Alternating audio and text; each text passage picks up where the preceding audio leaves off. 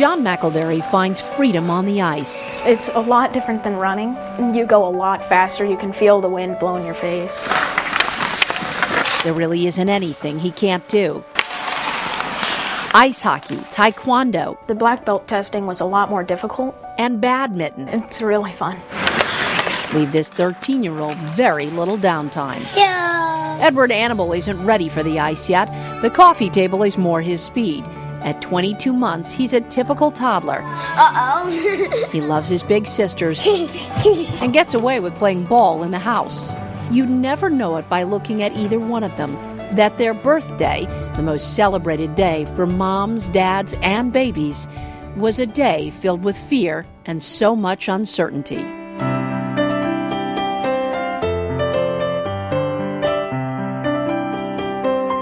I knew it was Edward's heart. I knew it, and I couldn't explain it.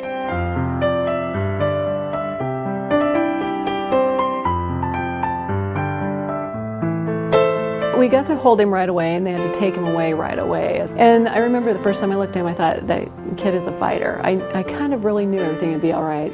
Both boys were born with a congenital heart defect. Edward had a hole in his heart. I was terrified. I was heartbroken.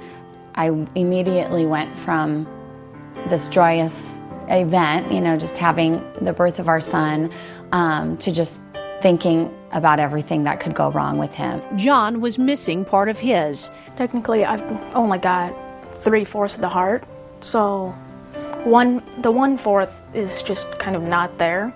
Both families learned through ultrasound something wasn't right, but nothing could prepare them for a tiny baby with such big struggles. It was quite a shock to walk into that ICU and see this little tiny baby in this bed full of, it literally looked like Christmas trees coming down full of IVs, hundreds of them, and they're all wired going right into him.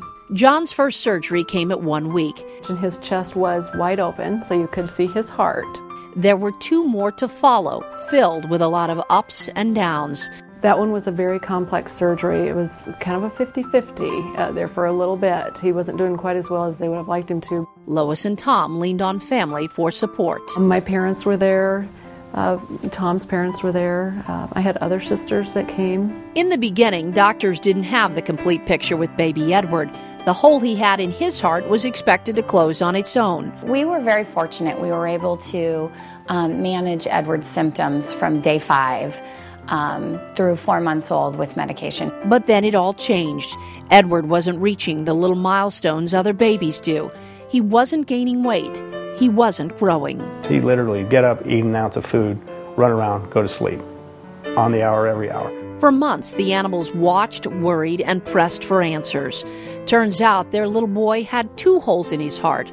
Lisa had a hunch from the beginning. His problems all stemmed from his heart. I said to the pediatrician right then, that day, I don't know if this is as a result of his heart, but this baby breathes different than my other babies. Edward had open heart surgery at 9 months. Ed and Lisa learned their experience wasn't all that uncommon. Congenital heart defects affect 1 in 100 babies. In fact, it is the #1 birth defect. Why it happens or what happens isn't entirely clear. What is clear is how far science and medicine have come to help these tiny miracles.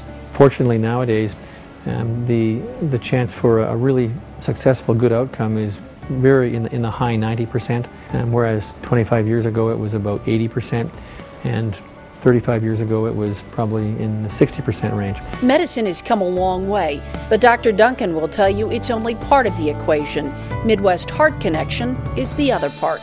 It's just so important to connect with other families that have had a positive outcome and that their child's doing well. The support group connects families who've been through it with parents looking for hope. It's nice to know that there are other families that you can turn to that have been through a similar situation. You can see their child that's happy and healthy and doing sports and just leading a normal life. Ed and Lisa found strength through Midwest Heart Connection. They were able to share a journey with me that they had been on.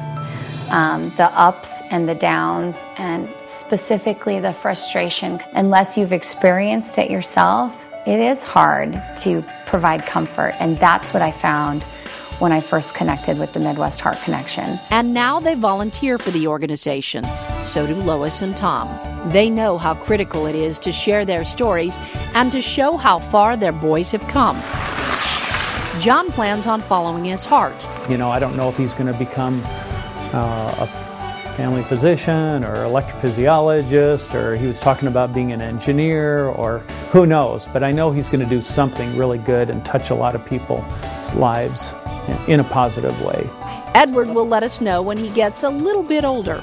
Right now, his parents are just happy he's here. Just to see him bouncing around and acting like a typical, 22-month-old kid, I enjoy that every day of my life. Happy, an organization like Midwest Heart Connection, was there when they needed a shoulder to lean on. I think it takes a very special person that is willing to donate their time, money, resources, whatever it might be, for the sake of an organization that helps children and families get through very difficult times. We're just so blessed to be in the situation that there's people out there who just solely do it because it makes them feel better. The smile on the kid's face, the kid walking who might not have been able to walk before, or the kid who doesn't take 20 naps a day. Just that look and that story, I think that keeps people going, and we need people like that. And thank goodness, with the Midwest Heart Connection, we do have that.